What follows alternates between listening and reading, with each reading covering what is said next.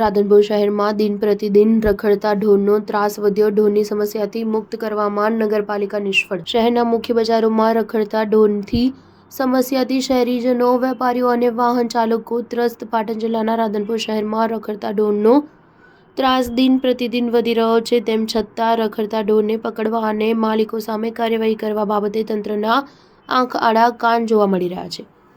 શહેરમાં રખડતા ઢોરનો ઠેર ઠેર અડિંગો જામે છે, પણ રખડતા ઢોરને પકડવાની કામગીરી માત્ર દેખાવ પૂરતી કરાઈ રહી છે. રાધનપુર બાબત 3 રસ્તા ચોકડી પર રખડતા ઢોર આખલા અને ગૌવંશ રસ્તા વચ્ચે અડિંગો જમાવીને બેસી જાય છે. છેલ્લા 2 વર્ષથી આ પરિસ્થિતિ હોવા છતાં પણ પાલિકા દ્વારા નક્કર પગલાં લેવામાં આવી રહ્યા નથી. પાલિકા દ્વારા રખડતા ઢોર પકડવાની કામગીરી ગોકળ ગતિએ કરાઈ રહી છે.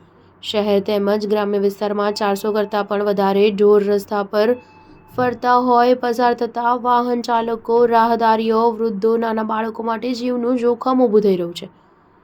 રાધનપુર પંથકમાં રખડતા ઢોરના કારણે અત્યાર સુધી 5 લોકોના મોત થયા. રાધનપુર શહેરમાં અત્યાર સુધીમાં પંથકમાં 5 જેટલા નિર્દોષ લોકોએ જીવ ગુમાવ્યા અને 6 જેટલા લોકોને રખડતા ઢોરના કારણે નાની મોટી ઈજાઓ પહોંચી છે. ત્યારે રખડતા ઢોરને પાંજરે પૂરવા અને તેના માલિકો સામે કાર્યવાહી કરવામાં આવે તેવી શહેરીજનો અને લોક માંગ ઉઠવા પામી છે. Star news 7 Patan.